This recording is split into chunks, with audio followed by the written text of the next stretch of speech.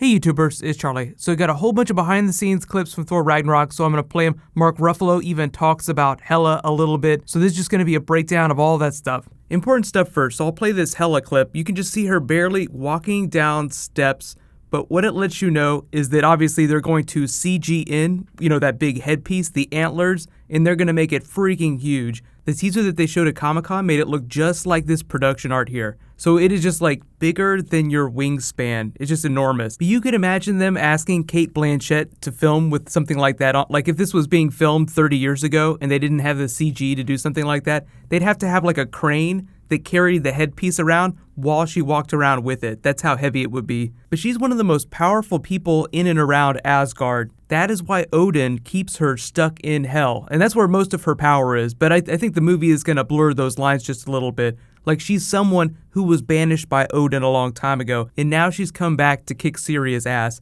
And even though Thor and Hulk are the big protagonists of the film, I'm really hoping for a Hela versus Odin moment. Like if Anthony Hopkins isn't going to be in any more Marvel movies, wouldn't it be awesome to see him go down swinging against Hela with his spear? But there's a whole bunch of other Asgard that they've been filming. These are just some looks at the sets that they have. So you'll be seeing different parts of Asgard that you haven't seen in the previous Thor movies. This is like a big exterior shot from Thor the Dark World, so we've actually gotten a pretty good look at it so far, but you just see different bits of it throughout the different Thor films. It's the same thing with Game of Thrones. Like each season, they try to film King's Landing from a different perspective. So when we go back to Asgard, just expect to see parts of it that you've never seen before. It'll be really exciting. And this actually looks like the set where they drag Hulk's Quinjet. Now, I don't think that he crashes in the middle of Asgard. Like he crashes somewhere and then it gets drugged into this city. But I think the idea is that he took it into space, he crashed on a planet. That planet just happened to be very close to Asgard, even if this isn't Asgard where he crashed. But now I'm going to play a clip from Mark Ruffalo that'll kind of give you an idea for the flow of the movie, how it's kind of like a road trip comedy. I think it'll be smashing. You'll see a lot more Hulk in this one. Does the Hulk get Hulkier? The Hulk gets Hulkier. The Hulk hulks out. Greener and He gets Hulkier. Hulkier and bigger. Greener and a little Hulkier. And Cate Blanchett gonna be the villain. Really? Yes. What do you think she's gonna bring to that? Great. I mean, she plays the worst of the worst. Really? So evil, so she's gonna nail it. she is gonna kill us. It's such a great part she gets to play, and it's an intergalactic buddy road movie with Banner and Thor. If any of you are big film buffs, I would think of this movie as like Avengers Midnight Run, which is going to take them to a bunch of different places in outer space. Like in the teaser they showed off at Comic-Con, there were a bunch of spaceships in and around Asgard, things that you normally wouldn't expect to see at Asgard. But amongst the places that they visit, it's rumored that they go to the Kree homeworld. We also know they're coming back to Earth briefly. Now, this looks like they're coming back because Thor is on Earth too. So there are a bunch of news outlets that were talking about road closings where they were getting ready to film in Brisbane this week. So if you're there, you might actually get to see Chris Hemsworth and Mark Ruffalo running around filming. Security is very tight down here on the ground, so luckily we had the 9 News helicopter up to give us a behind-the-scenes look. But really the question is, which Hollywood A-listers will come to town come Monday for the filming of these scenes? We know that Thor 5 definitely has a very impressive cast list.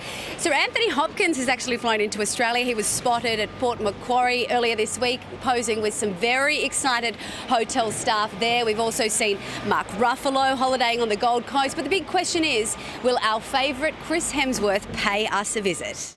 The real question, I think, is this going to be happening at the end of the movie? Because they still have a lot of filming to do for the movie itself, but they film it out of order. So they might be filming stuff that happens later in the movie, earlier in their shooting schedule. And Kevin Feige did confirm that they only spend a very, very small amount of time on Earth. But this looks like it's going to be doubling for New York. So I would expect all kinds of Avengers New York jokes. The last time they were in New York was during Avengers Age of Ultron. When Vision was born, Thor had come back and seen that they needed Vision to help them because of the mind gem. So he's like, we have to birth this baby. So like he crashes in as the Avengers start fighting with each other and charges that birthing chamber with his hammer.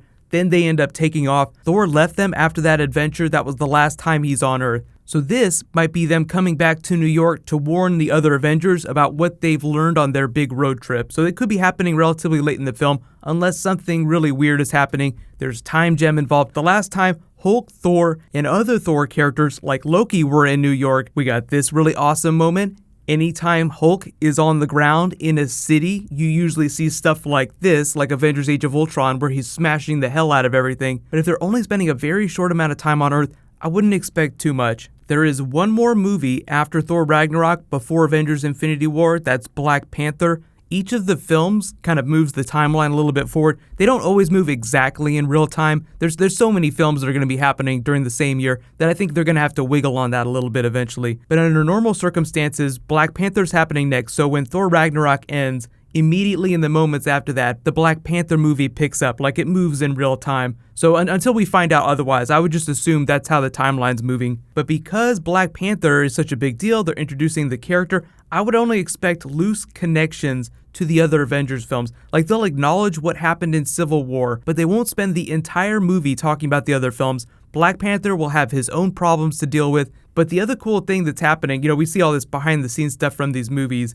not happening till after Avengers Infinity War, which they're getting ready to start working on, but Ant-Man and the Wasp will also be filming next year. So a lot of these films will be overlapping with the way they film. Obviously, Avengers Infinity War is the big crossover movie, so I'm hoping to see the Wasp inside that too. We know Ant-Man is going to be in Infinity War, but I'm hoping the Wasp wears her costume a little bit. We get a teaser for that. But if you guys really like this behind-the-scenes stuff that they keep dropping every once in a while, just expect a lot more of that next year because they're going from 2 films a year, 2 Marvel films, to 3 Marvel films. So at almost any given time during the year, they will be filming a Marvel movie. There'll be something new to learn about the new films that are coming. So I just think that's really exciting. So starting next year, going forward, there will be almost no downtime in terms of big Marvel news about all these movies. So that doesn't even get into the Netflix series. There's almost going to be 3 Netflix series a year pretty soon too, because you have so many different characters, each with their own series. Then you have the Defenders team up, like Punisher is now getting his own series, in addition to the 4 other characters that each have their own series. So they just had a Daredevil Season 3 Wizard World Chicago panel. I'm going to do a video for that tonight just talking about Daredevil Season 3 stuff, so be sure to subscribe to get that.